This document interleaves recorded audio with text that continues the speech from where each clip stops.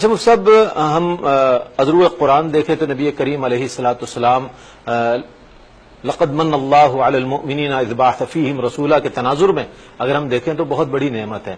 نعمت کے حصول پر خوشی کے اظہار کا بھی ہمیں جو ہے حکم ملا ہے. تو اس اعتبار سے مسلمانان عالم جیسے ہی ربیع الاول ہمارے درمیان ہوتا ہے تو خوشیاں مناتے ہیں، چراغاں کرتے ہیں، جھنڈے لگاتے ہیں، محافل کا اہتمام کرتے ہیں. یہ سب کرنا کیسا ہے اور اس پر اعتراض کرنے والے کیوں اعتراض کرتے ہیں؟ بسم اللہ الرحمن الرحیم. الحمد للہ حمدا کثیرا طیبا واسعا مبارکا. الصلاة والسلام علی رسول اللہ صلاة دائما ابدا وعلی آلہ الکرام وصحبہ العظام. اسلام دین فطرت ہے. اسلام دین توسط و اعتدال ہے اور اسلام دین حکمت ہے.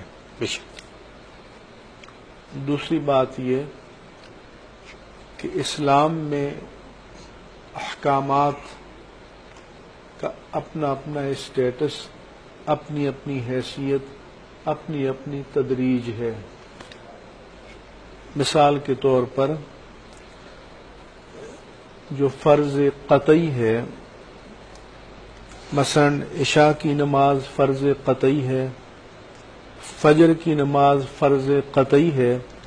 تو اگر کوئی رات 10-11 بجے سے صبح 4 بجے تک لوگ محافل نعت میں بیٹھے رہیں، نہ عشاء کی نماز پڑھیں نہ فجر کی نماز پڑھیں، تو ہم ایسے عشق مصطفیٰ سے ہم واقف نہیں ہیں کہ جو اتباع مصطفیٰ کی طرف بندے کو نہ لائے. ٹھیک ہے. اور یہ رات بھر کا نعتیں پڑھنا، جاگنا، یہ فرض نماز کا متبادل نہیں ہو سکتا. اور میں تو عید کی نماز میں جب لوگ آتے ہیں، بہت بڑا اجتماع ہوتا ہے، ماشاءاللہ، تو میں کہتا ہوں کہ جس نے فجر کے فرائض نہیں پڑھے وہ پہلے فرض پڑھے. واہ واہ. کیونکہ وہ فرض نماز ہے.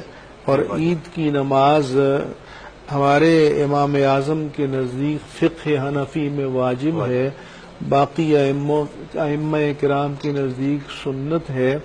تو جو لوگ سنت کو یا نفلی عبادت کو بارے میں یہ سمجھیں کہ یہ فرائض کا متبادل ہے، یہ قطعاً درست نہیں ہے اور یہ شریعت کی صحیح تعبیر نہیں ہے، اور یہ عشق و محبت مصطفیٰ صلی اللہ علیہ وآلہ وسلم کا صحیح مظہر ہے. حدیث پاک میں تو رسول اللہ صلی اللہ علیہ وسلم نے فرمایا کہ اللہ فرماتا ہے کہ میرا بندہ جو میرے سب سے زیادہ قریب ہوتا ہے، مما افترضت علیہ، ان فرائض کو ادا کر کے ہوتا ہے جو میں نے اس پر فرض کیے ہیں. اس کے بعد پھر ارتقاء ہوتا ہے نوافل میں، لیکن فرض تو اللہ کا مطلوب ہے، اور اللہ کے مطلوب کو اور اس کے مطالبے کو تو ہم ادا نہ کریں تو جتنے لوگ بیٹھے ہوئے ہیں جو سن رہے ہیں، میں ان پر اللہ کی دین کی حجت قائم کرنا چاہتا ہوں کہ یہ محافل نعت فرائض کا متبادل نہیں ہے. جو فرائض کو ادا کرنے کے بعد بیٹھتے ہیں، باوضو ہو کر بیٹھتے ہیں، تو اچھی بات ہے، بہت اچھی بات ہے. اس کے ساتھ ساتھ میں یہ کہنا چاہتا ہوں کہ لاؤڈ سپیکر کو اتنا دور دور تک لگا دینا کہ جو لوگ ارادتاً نیت سے خواہ محفل قرات ہو یا محفل نعت ہو اس میں شریک ہونا نہیں چاہتے، تو ان پر آپ جبر نہ کریں. جب کوئی تنقید کرتا ہے تو کہتے ہیں جو گانے بجانے والے لگاتے ہیں، تو کسی کی غلطی کو آپ اپنی غلطی کا جواز نہیں بنا سکتے. ہمارے فقہاء کرام نے لکھا ہے کہ اگر کوئی مسجد کی اپنے مکان کی چھت پر اونچی آواز سے تلاوت کر رہا ہے اور کوئی لوگ اپنے گھروں میں کام کاج کر رہے ہیں اور اس کا استماع نہیں کر رہے، یعنی توجہ سے نہیں سن رہے، تو انہوں نے تو سننے کا ارادہ نہیں کیا، آپ ان پر جبر کر رہے ہیں، تو آپ گنہگار ہو رہے ہیں کہ آپ قرآن مجید کی حرمت کو پامال کرنے کا سبب بن رہے ہیں۔ تو ایک تو میں یہ، اور آپ تو پڑھتے نہیں ہیں، اگر آپ انگلش اخبار پڑھیں تو لوگ پناہ مانگتے ہیں ایسے کہ ہمیں اس سے نجات دو۔ تو اب کیا ہم یہ دین کا کام حضور کی محبت کے نام پر کریں اور لوگوں میں تنفر پیدا کریں؟ وہ کہتے ہیں کوئی بیمار ہوتا ہے، کوئی طلباء ہوتے ہیں جنہوں نے اپنے امتحانات دینے ہوتے ہیں، کسی نے آرام کرنا ہوتا ہے، تو لاؤڈ سپیکر وہاں تک ہونا چاہیے کہ جہاں تک لوگ سننے کے ارادے سے وہاں آ کر بیٹھتے ہیں۔ اس کے علاوہ میں یہ کہنا چاہوں گا کہ بلا ضرورت سڑکوں کو نہیں بند کرنا چاہیے، اس لیے کہ جو رائٹ آف پیسج ہے یہ سب کا کامن رائٹ ہے۔ ہمارے استاد حضرت علامہ مفتی محمد عبد القیوم ہزاروی رحمہ اللہ تعالی، جامع نظامیہ رضوی اللہ کے محتمم، اور محدث اعظم پاکستان علامہ محمد سردار احمد صاحب رحمہ اللہ تعالی فیصل آباد کے تھے، ان کے استاد تھے، ان کے پیر تھے، تو کہنے لگے کہ وہ لاہور آئے اور ہم ان کو لوہاری گیٹ کے اندر اپنے جامعہ میں لانے لگے، تو جیسے عقیدت مندوں کا ہوتا ہے کبھی ہٹو راستہ خالی کرو، تو راستہ بنانے کے لیے لوگوں کے ادھر ہٹانا ادھر ہٹانا، تو انہوں نے فرمایا کہ نہیں، جیسے میرا حق ہے یہاں پر ایسے دوسروں کا بھی حق ہے۔ تو اسلام تو وہ دین ہے، وہ جو اماطۃ الاذى عن الطریق کے سارے مصداق ہیں نا، سب چیزوں پر عمل کرنا چاہیے۔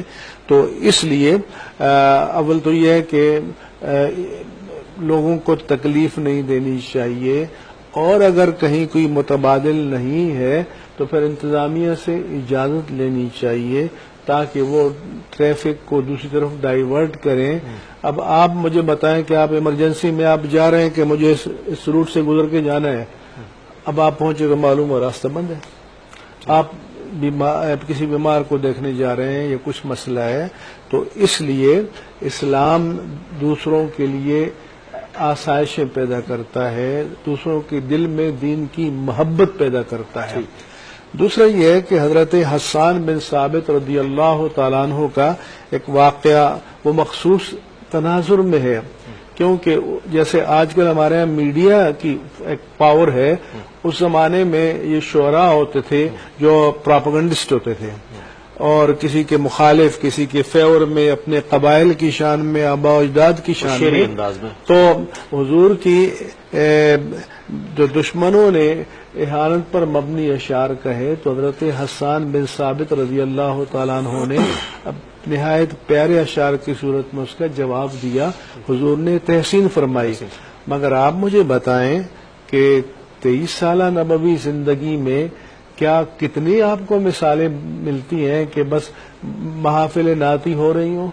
تو حضور کی زندگی تو ٹوٹیلٹی کی زندگی تھی، اس میں جہاد بھی تھا، عملیت بھی تھی، دعوت بھی تھی، تبلیغ بھی تھی، اور پھر جو محافل میلاد النبی صلی اللہ علیہ وسلم ہیں، ان کو حضور کی ولادت کے بارے میں بیان کرنے کے بعد فضائل کے ساتھ ساتھ ایجوکیٹ کرنے کا ذریعہ بھی بنانا چاہیے۔